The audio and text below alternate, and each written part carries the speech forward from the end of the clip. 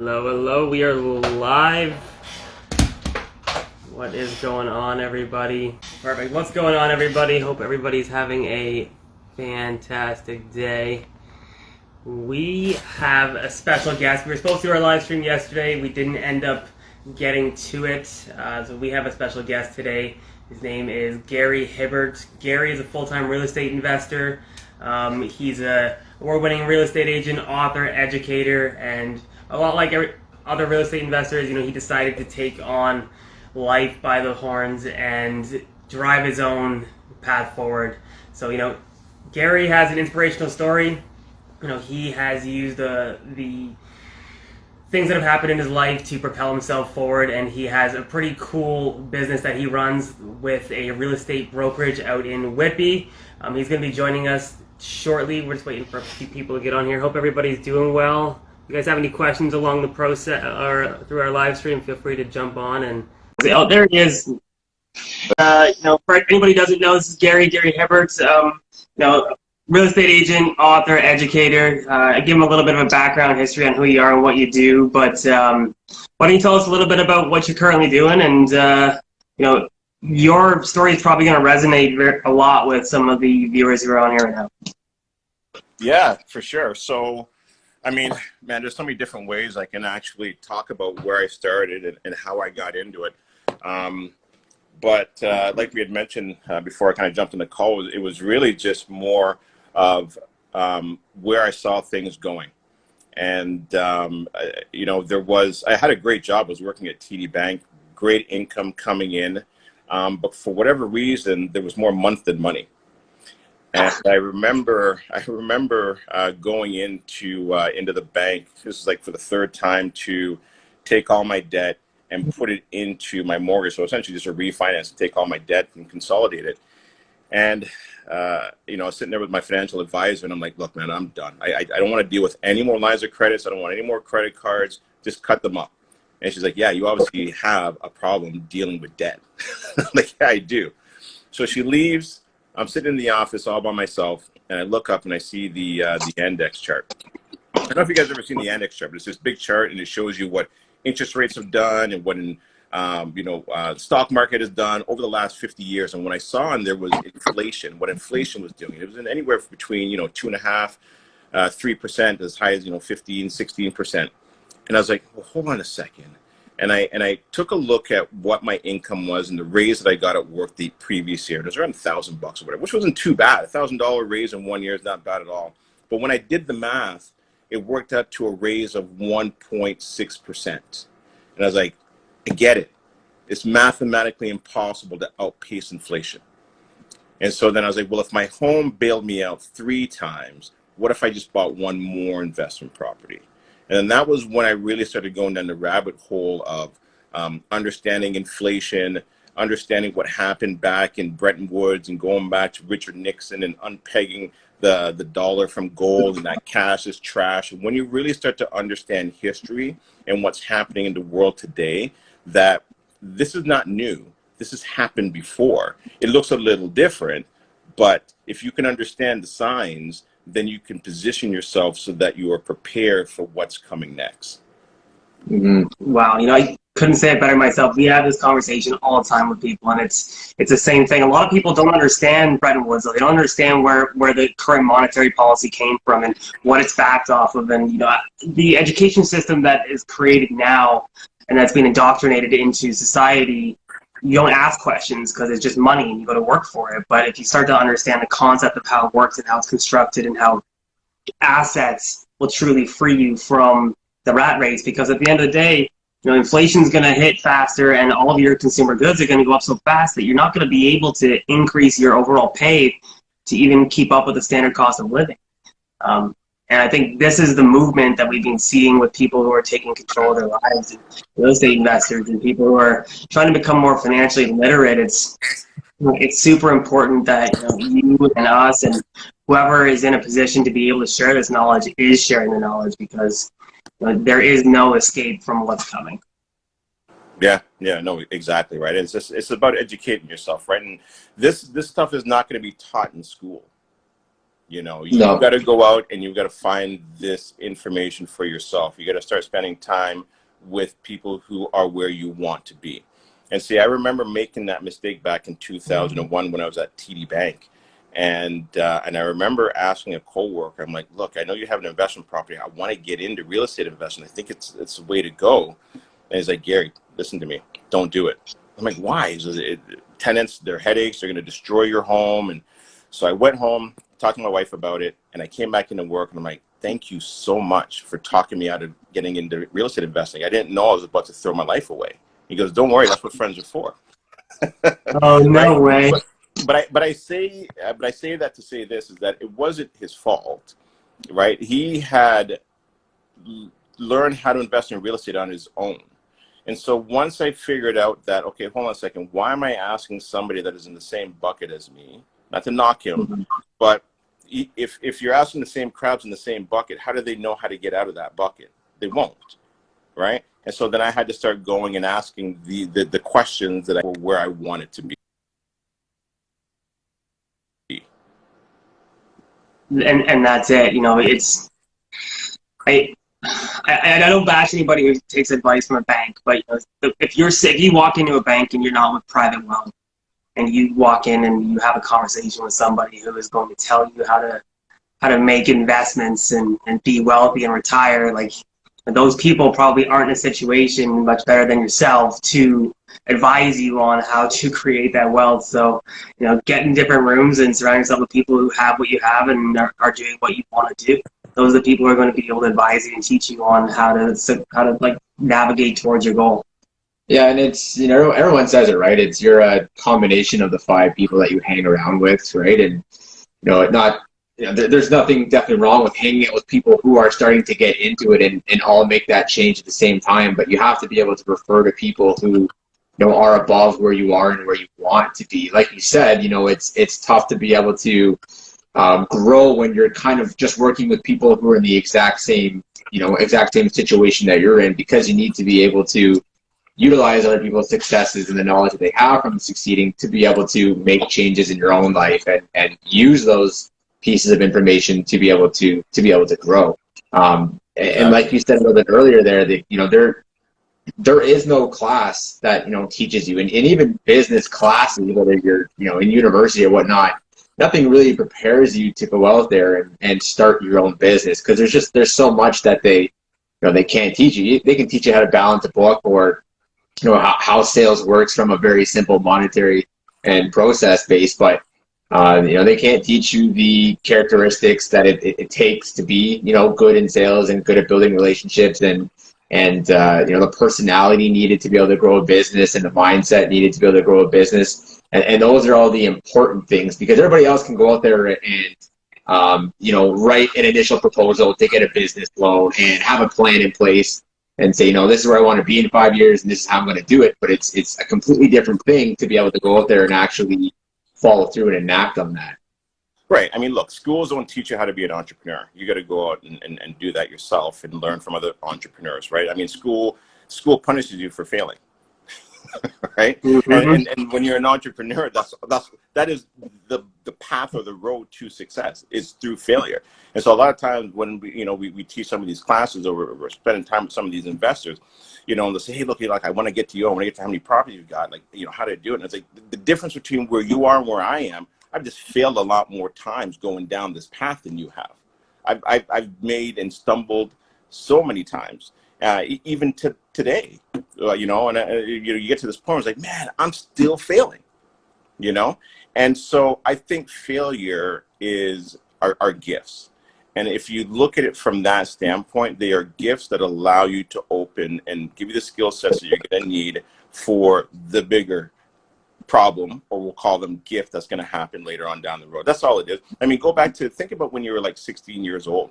And you're like, God, if you can get me out of this problem, I swear I'll go to church forever. Remember those days, right? I'm pretty sure I had one of those moments last week. You just pray to different gods these days. You pray to the mortgage gods now, so it's just a different god at this point. Right. And so you just welcome those, you know.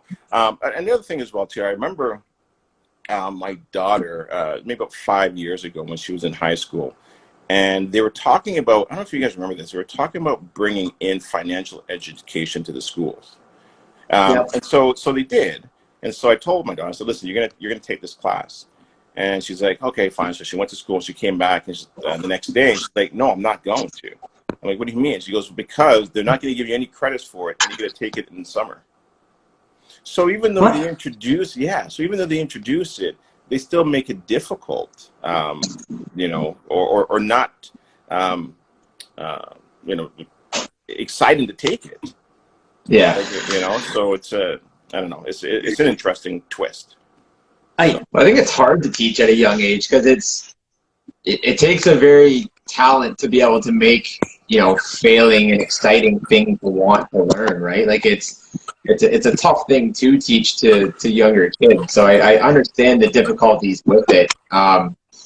You know, and business doesn't always have the most exciting connotation around it. So I understand, you know, how or why they might have had issues trying to implement that into the curriculum, but I think, you know, that's, you know, is that failure on society, or is that failings on, I mean, you know, on the teachers to not be able to make it exciting? I mean, I'm not really sure. I don't really know the answer there, but I mean, you know, we're far enough in. It's 2021 now. Someone has to realize that these things, it's been way too long since, you know, we've had someone come in and try to teach those, and you know, it needs to be taught in school starting at a young age, because it takes that while, you know, that long of time to be able to build that mindset. And if you let kids go through, you know, public school or you know, Catholic school, whatever they start out in, and then in high school, and you know, they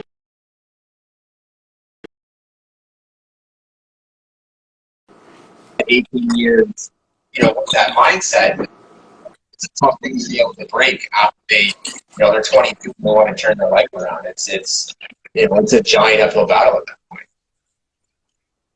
Yeah, no, it is 100% for sure. But even though you say that, I mean, look, you can change your life whenever you're ready to change it. Agreed. You know, birds have to fly south because they have to, right? Yeah. But we don't have to. You can change at a dime anytime that you want to, right? I mean, again, I woke up at the age of 35 years old. And I'll say this, my awakening or my aha moment, where I think an aha moment is something that you already knew, and you're just being awoke to it.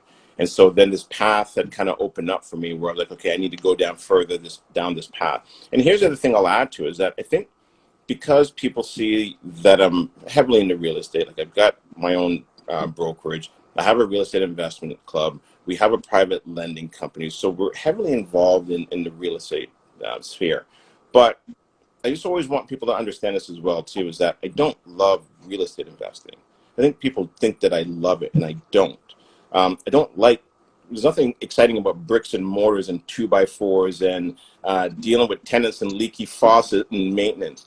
What I love about it is that it allows me to live the lifestyle that I want to live. It allows me to, you know, I'm up here at the cottage. I've been up here since Friday. You know, my wife and family went back. I'm still up here. I'll be up here for a couple more days and do a bit of work and do what I want to do. You know, go up, taking a boat ride in the middle of the afternoon. That is the freedom that real estate has allowed me to do. Yeah. And you know, and I think that's the power of mindset too, right? You know, people are too focused on the actual, you know, finish line, and not about like what you're going to be doing day to day. And I've contemplated this thought, you know, quite a bit. I've spoken to Aaron about it as well, and I don't think there's anything different from somebody who accomplishes goals and there's somebody who hasn't. I think it's the moment in time when you realize you can have and do anything you want in the world. You can be whoever you want. You can accomplish whatever you want. You can do whatever you want. Put yourself in the room and manifest whatever that is. Put a lot of work towards that thing, and you can do it. And that's the main difference between people who are going to get it and live the life they want to live, and the people who aren't going to do it. It's the thought of, you have to believe you can actually do it. And once you truly believe inside that you can accomplish those things, you can have what you want in life, that's when, you know, the wheels start moving and things start moving in your life the way you want it to. Yeah, and I think it's important too, like you said it, you know, you don't necessarily, you know, love investing in and of itself, but you love what comes from putting in the work and putting that time in. And I know Gary Vee talks about it, and I think I'm gonna forget his name now, but it's the whole, you have to be passionate about what you're doing, and I do believe that is a bit of a misconception. You don't have to be super passionate, because there's going to be things that you're really passionate about that aren't going to make you the money or create the lifestyle that you want to have. I think you're allowed to not necessarily be passionate about what you're doing, as long as it puts you in the lifestyle that you want, and you understand that getting to where you want to be, there's going to be some grind, there's going to be some hustle, and it's going to be uncomfortable, but understanding that process. Tim Grover talks about it. I was thinking about being a cleaner. People don't necessarily like training. Athletes, they don't do it to train. A lot of the top guys, didn't like spending time in the gym doing it, but they knew they had to get it done to be where they wanted to be to succeed. It's the same thing for everyday people, us non-athletes or superstars. You have to be able to find something that you're able to be good at. Grind. You're going to have a grinding period to get there, to be good enough to have that lifestyle. But you don't necessarily have to be passionate about the thing that you're good at. It obviously helps, but I would say just because you don't feel passionate about something, don't necessarily throw it away if you're good at it and if it's starting to help you lead that life. Yeah, no, listen, I can't agree with you more. And I mean, what you touched on some really good points a little bit earlier on as well too. And I think I want to kind of maybe just elaborate a little bit on it. But in regards, there was just one quote that Jim Rohn had said that really kind of hit a chord with me. And it was, make the goal to become a millionaire, not for the money, but for the person you will become to achieve it. And so when I heard it, I was like, okay, cool. But then once I understood it, it wasn't about the money. And so I think when you have that limited mindset, you think, oh, well, you're chasing the money. It's not the money, it's the freedom. The lust of money is one thing, but it's the freedom that really, I think, what most people are looking for. And so I remember one year when I wrote down that I wanted 4 investment properties. And this is back when I was working at TD. And maybe the previous year I'd bought 1 property. And so writing down my goals and putting them so I can actually see them. And I was like, man, I don't know how I can possibly buy 4 properties in 1 year. And at the end of the year, I had 4 investment properties. And that was when I started to realize that it's not about the money. It's about being able to be attractive, not physically, but mentally, that you can now attract money to you, you can attract people to you, you can attract whatever it is that you need to attract to you to be able to manifest what you're looking to manifest.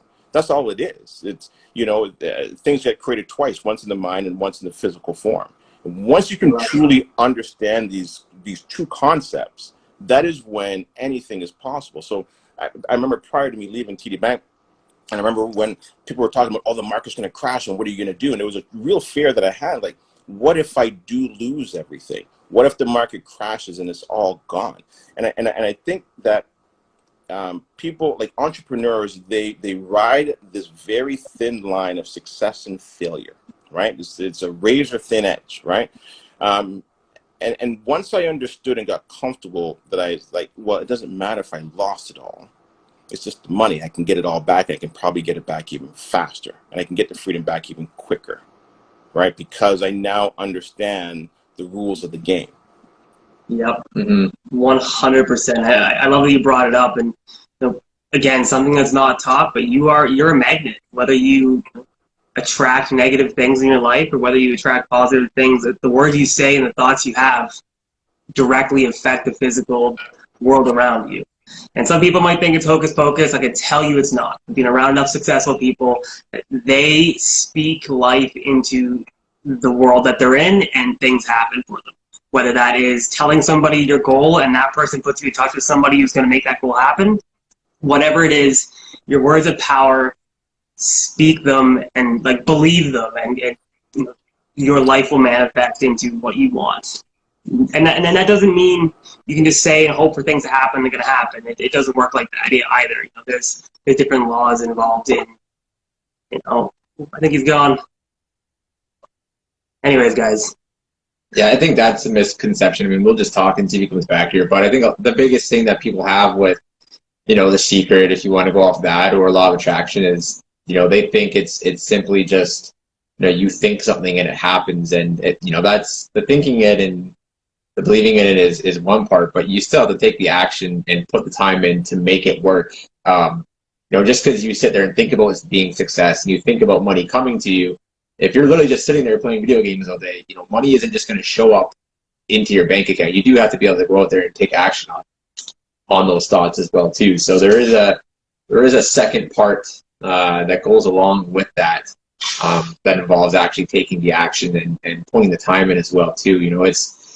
It's not as simple as just working 8 hours a day and having those positive thoughts. You're going to have to put the 12 hours, the long days, and missing out on the parties and some of the family events and the friends events, and stressing out relationships. And that's what it's going to take to be able to go along with that.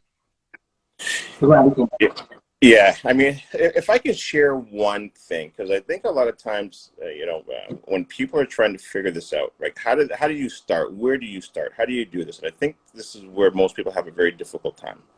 And here's I'll give you guys, whoever's watching right now, some tips. Okay, real quick, take a minute to 2 minutes. Write down 100 things that you want to achieve and accomplish in your life. Most people won't be able to. But Nick, just do that. Spend 2 days and just write down everything you want, from a yacht to a helicopter to a mansion. It doesn't matter, whatever it is. Pay off a $1,000 credit card. Then when you finish doing that, write down 1, 3, 5, and a 10 beside each one of those. And what that is how long will it seriously take you to accomplish each of those goals? So 1 year, 3 years, 5 years, or 10 years. Then once you've done that, everything that had a 3, 5, and a 10, put it in a drawer. Everything that had a 1 year goal, put it on your board. And that is what you focus on for the next year. Because the 3 and the 5 and the 10, they're too far out. They're too daunting. So people put these vision boards up, and then after 2 years go by, and they're not getting any closer to it because they're too big. You can't get to those goals yet. So just focus on the paying off a $1,000 credit card. Oh no.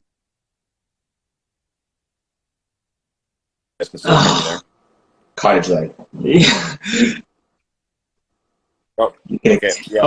Yeah. And so that is, and so that is how you are able to now design a life. And so one of the things, and I'll add one other piece too, which I think is important, is that when my kids were young, they were 4 and 8 or 5 and 9, something like that. I got a big Bristol board and I wrote down Smart Home Choice in the middle. And I said, okay, we're going to be starting this company, and it's going to take some time away from the family, from you guys. What do you guys want from it? We want a mascot. Cool. I didn't care. We want $1 million a month. Fantastic. What else? We want 2 months off every year. 2 months. How about 4 months? Yeah, 4 months off. And so then now what we did was we designed our company and our business around what we said we were going to do. So now we take July and August off. We literally do no events. We shut down Smart Home Choice. There are no events. And then we take December and January off, and there are no events, nothing. And so right now I'm pushing hard to get all my podcast shows in, because by the end of June, I'm done. Now, I'm not saying I don't work at all in those months, but it's more of a relaxed environment and a relaxed way of living and spending time with friends and family. And so what we've done and created is mini retirements. Why wait until I'm 65 to retire when my bones are brittle, when I can retire July and August and go jump in the Sea-Doo and try and do tricks and a couple flips here and there and have some fun with it, right? That's what it's about. Yeah, that is what it's about. Living life in your own terms and doing it, doing it on your own terms. So not having to wait till you're 65 to be able to enjoy whatever life you have left. And that's why you do what you do. That's why we do what we do. And we're trying to make a difference, add value, and hopefully also retire ridiculously early as well. Yeah. So I encourage people to try and create mini retirements in their lives, right? Mm-hmm. Then you'll never have to worry about a particular age of when you retire, because if you love what you're doing and enjoying it, well, then why would you stop working? If it's not working, it's playing. So you're playing, and and obviously, look, I'm not saying that when you're working. Oh, you're gonna get him back. That's that one. For anybody who is wondering, he said Gary's at his cottage currently, so the cell phone reception can be a little bit broken up, but island time, guys. It's all good. You guys have. Your retirement, yeah. I mean, I think the nice thing is it takes away the whole focus of age. I'm 25, quarter life, or hey, I'm 30, I should have this done, this done. Hey, I'm 35, I'm way too old. I think when you start living, creating life around the schedule that you want, it takes away that stress of staring at the calendar every day and feeling like you're behind or not where you should be because of a certain age. It kind of takes that away, and that probably lifts a lot off of a lot of people. It's just relieving that and creating your own life and your own schedule. Yeah, life by design, guys. You don't have to live in a construct that other people create for you. Go get what you want, create goals, crush them. Take care of the people and things that are important to you in life, your family, your friends, your business. Tell them you love them. You don't know how long you're going to be here for, but just live life on your own terms. I don't know if Gary's coming back. We're going to give him a few more minutes or a minute and see if he's coming back, but we really appreciate all of you coming on today. We don't usually talk about mindset a whole lot, but it is something that is really important to our business, and we try our best to stay as positive as possible when we hit challenges or roadblocks, and it is something that is a foundation to what we're trying to build and how we live our lives. So we really appreciate all of you guys coming on, and I don't know if Gary's coming back, but again, really appreciate all you guys coming on. We are going to try to do this again next Sunday or possibly Monday. We are going to have a little mini vacation actually and go to the cottage on the weekend. But if you guys have any questions or you guys like this content, oh, there we go. One sec. We'll get Gary back on here and we'll close it up.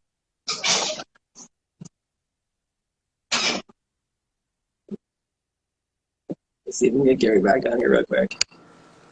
There he is. I'm back. My phone died now. Oh no! Oh, see, that's why I did at the start. I went and got my phone charger at 2%. Oh, jeez. All right. I don't know if you guys can see me properly still. Oh yeah, you're good. Yeah. Yeah. Okay. Cool. So I gotta stay close to a plug here. That's funny. No, we were just saying that life is short. Live life, by the principles that we just spoke about. You'll find a lot of happiness from it. A lot of have passion, drive what you do, and do exactly what you want to do, because life is short and we don't know how long we're going to be here for. 100%. 100%. There was this one quote that I remember one of my managers at TD Bank had at the bottom of every note that he wrote. And I don't remember exactly, so I'm going to paraphrase, but it was like, I want to slide into my grave with my body all torn and rattled up and saying, whoa, what a hell of a ride. Mm-hmm. Yeah, it's something along those lines, but that's what life is supposed to be about. It's supposed to be about having fun and taking chances, and and not laying on your deathbed and saying, I wish I could have or should have done this or tried this. Don't fail, but fail forward. Mm-hmm. And failing forward is your choice, guys. Yeah. You're going to fail. You either fail backwards or fail forwards. You make that choice. Completely agree. I enjoy it. I've definitely gotten more comfortable with the failing aspect of it. I'll share something as well too, is that and I think people think that I enjoy public speaking or doing the podcast. I've gotten better at it over the years, but I'm gonna tell you, I hated it. I remember doing public speaking when we first started Spartan Church back in 2010, up until probably 2016, 17. And I'd get off the stage and I'd be sweaty on my hands and my heart was racing. And I'd get home and I'd tell my wife, I'm like, I'm done. I'm not doing these events ever again. I hate it. But every month I would go back up and I would do it again. And I think that your gift, people think that your gift is easy. And I think it's not true. I think the real gift that you have to work at. I think you have to chisel at it.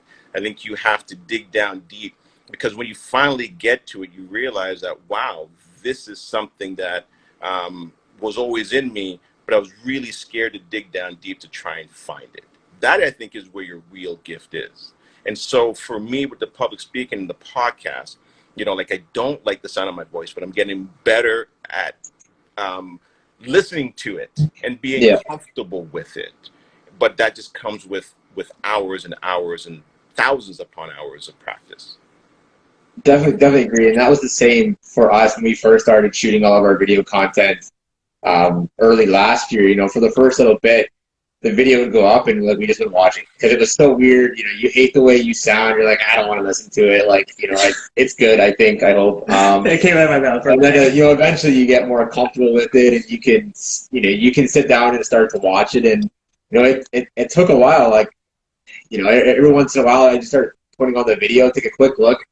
I listen to a couple minutes, and I'm like, okay, no, I can't listen to it, and I turn it back off. And then you just got to get used to it, and it does take a little bit. It takes a little bit, but it's it's just persevering.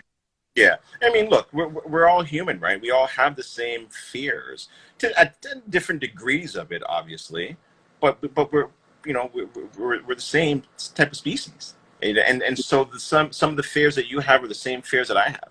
I jump on social media and I'll see somebody just crushing. I'm like, oh my God, why should I even put any content out? He just covered the content that I was going to do next week, so I might as well just stop now, right? Yeah. And so you got to be careful because you're usually your worst enemy, Yeah. right? And I still fight with that from time to time, but at least I'm aware of it though. At least I'm aware of the thoughts. And so then, one of the things that I've been trying to do a little bit more of, geez, I think we're getting so off topic. I don't know if I am or not, but meditation. I think meditation is so important. And because meditation, what it allows you to do is realize that the thoughts are not your thoughts. So you just start to observe them. It's like, that's an interesting thought. Why would you think that? And then just dissect that particular thought that you have in your head and then use it or get rid of it. Yeah, well, I think there's a big misconception that your brain controls you and your consciousness, right? And it's really the other way around. As much as your brain has your consciousness within it, you are supposed to be able to and should be able to control your thoughts and control your brain and use it as a tool. Decide when you want it on. Decide when you want it running 100%. Decide when you want it to be quiet. You should have that ability, and you're supposed to have that ability. And that's there's a lot of people that your brain's running you or you're running your brain. It's a big difference when you're on either side of the coin. I really think that it's interesting that when I meditate, I haven't done it in a while, but I did do it for a little bit of time, and I found that you're very aware of the external factors that affect your thoughts once you can start to focus and clear your mind, and you have certain things popping in your mind, and you can kind of isolate that thought and then really figure out where does that thought come from? Is it somebody's perception of me? Is it a situation I'm dealing with? And then you can dissect that thought and either get rid of it because it's a negative thought, or take it and understand it and absorb it and move on. And that, we were taking a look at top performers, so the top CEOs in the world and the greatest people who've ever been on our planet, and they all swear by it. They all swear by meditating, clearing your mind, understanding your thoughts, because your thoughts turn into your words and your words turn into your actions. So, it all starts with your mind. Whether that is early in the morning or throughout the day, it's a pillar. Yeah, I can't agree with you more. I think that's so important, right? And I think a lot of times too, when people hear me talk on my podcast, so like you touched on real estate, but you're touching on way more, and that's why I think I called it, wealth, health, and everything in between, because it's not just the real estate that's important. The real estate, look, if you want to get into real estate investing, it's not that hard. It really isn't. It's the mindset. So the mindset to me is more like around that 90%. Actually, who said it really well was Corey McKinnon. He had come out and did a talk one time, and he said that it was 70% mindset. I might mess with the numbers a bit. 20 or 25% environment, meaning who do you surround yourself with, and then 5% skill set. And so, but in either way, the skill set is a small piece of it. It's not that important. You can learn that along the way. It's the mindset. I have seen investors where they've been with our group, and I'm sure they've probably been with other groups as well too, where 4, 5, 6 years have gone by and they haven't pulled the trigger, right? And it's just fear. It's fear of the unknown, which is normal. But it's if you surround yourself with the right people and you're like, okay, let me just do this. Let me see how this works out. But you gotta be able to pull the trigger. You have to. And you don't need, the other thing as well too is, once you've gone to a few of these events and classes, after about 3 months, you should be able to now take action.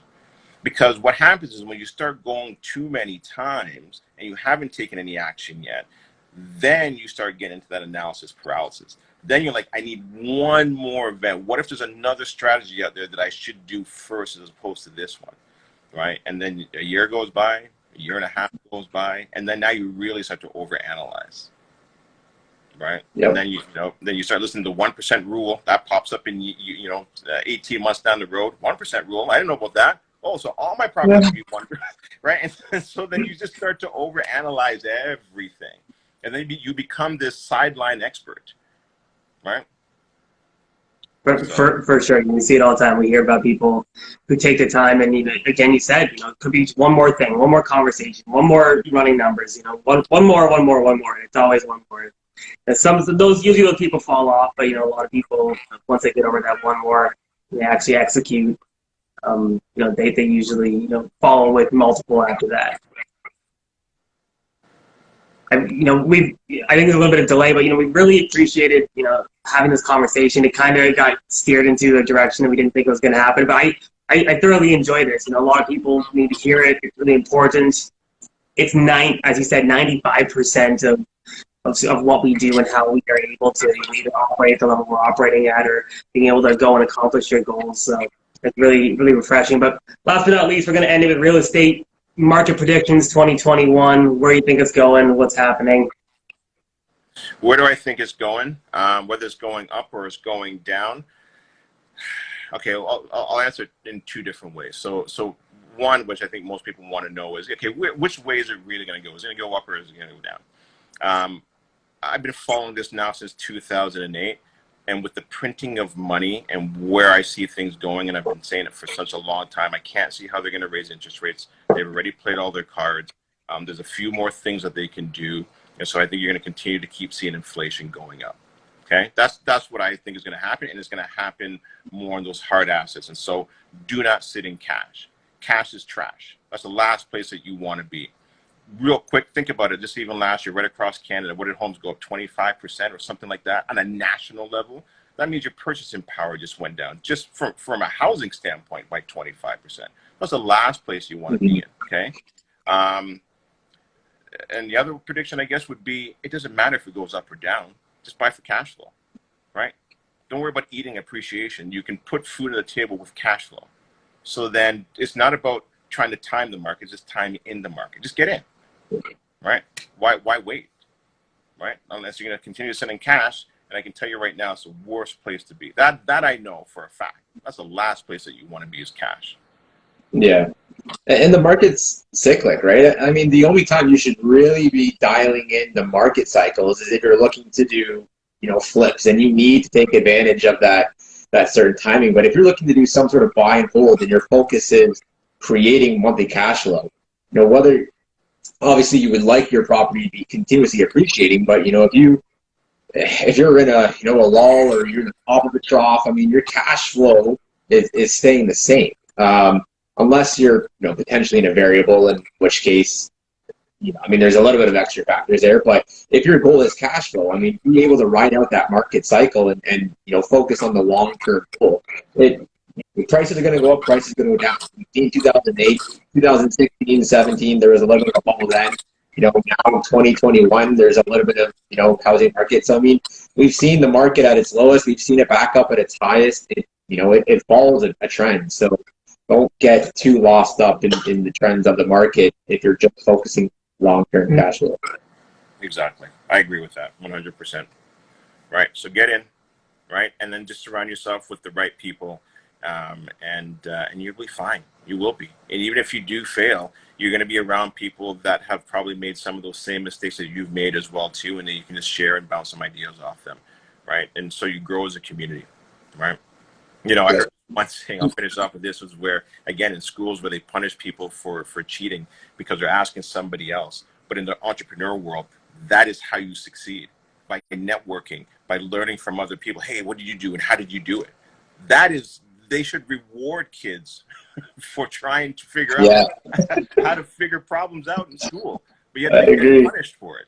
Yeah. Anyways, that's my last little rant, my last little piece on it. But surround yourself with the right people, and anything is possible, right? They can't help but rub off on you.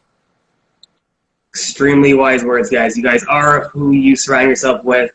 You know, your power team, your family, your friends, who you decide to spend your time with will directly affect how your life is going to go.